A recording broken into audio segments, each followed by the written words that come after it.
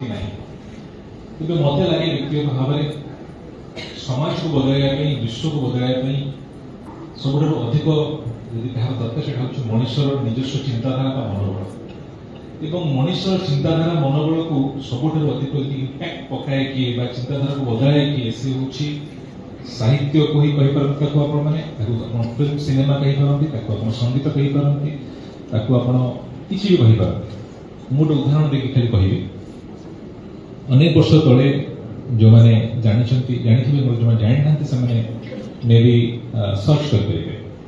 America ଗୋଟେ ଦେଶଠାରୁ ଶୋଚନୀୟ ଭାବରେ ହାରିଥିଲା। ସେ ଦେଶ କିଏ କହିପାରିବ କି କୋଉ ଦେଶରୁ ଆମେରିକା ହାରିଛି କିନ୍ତୁ ଗୋଟେ ଦେଶ ବହୁତ ଶୋଚନୀୟ ଭାବରେ ହାରିଛି ଭିଏତନାମ। ତ ଭିଏତନାମ ୱାର ବହୁତ ବର୍ଷ ଧରି ଚାଲିଲା, ବହୁତ ବର୍ଷ ଧରି ଚାଲିଲା। ଭିଏତନାମ ଗୋଟେ ଛୋଟିଆ ଦେଶ କିନ୍ତୁ ଆମେରିକା ଭାବେ ତାକୁ ଖୁବ ସହଜରେ କ୍ୟାପଚର କରିବ। ବାରମ୍ବାର ତାକୁ ଆଟାକ କରାଗଲା କିନ୍ତୁ ଭିଏତନାମର ଯୋଉ ଲୋକମାନେ ଥିଲେ ଗରିଲା ୱାରଫେୟାର କରି ସେମାନେ ଆମେରିକା ସହିତ ଯୁଦ୍ଧ କରି ଚାଲିଲେ। ବର୍ଷ ପରେ ବର୍ଷ ଚାଲିଲା ସେ ଯୁଦ୍ଧ ଚାଲିଲା ପାଖାପାଖି ଗୋଟେ ଦଶନ୍ଧିରୁ ଉପରେ ସେ ଯୁଦ୍ଧ ଚାଲିଥିବ ଅନେକ ବର୍ଷ ଧରି ଚାଲିଲା। ସେ ସମୟରେ ଆମେରିକା ଗୋଟେ ବମ୍ ବାହାର କଲା। ସେ ବମ୍ର ନାଁ ହେଉଛି ନ୍ୟାପମ୍ ବମ୍।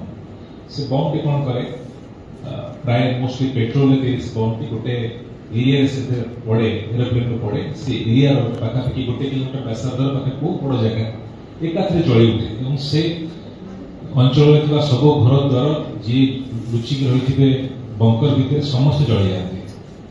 ବର୍ଷ ଅନେକ ବର୍ଷ ଯୁଦ୍ଧ ଚାଲିଲା ପରେ ହଠାତ୍ ଦିନେ ଆମେରିକାର ଗୋଟେ ନ୍ୟାପମ୍ ବମ୍ ଗୋଟେ ଫାଇଟର ପ୍ଲେନ୍ ଗୋଟେ ଜାଗାରେ ପଡ଼ିଲା ଏବଂ ସେ ସମୟରେ ଗୋଟେ ଛୋଟିଆ ଝିଅଟିଏ ଗୋଟେ 4-5 ବର୍ଷର ଝିଅଟିଏ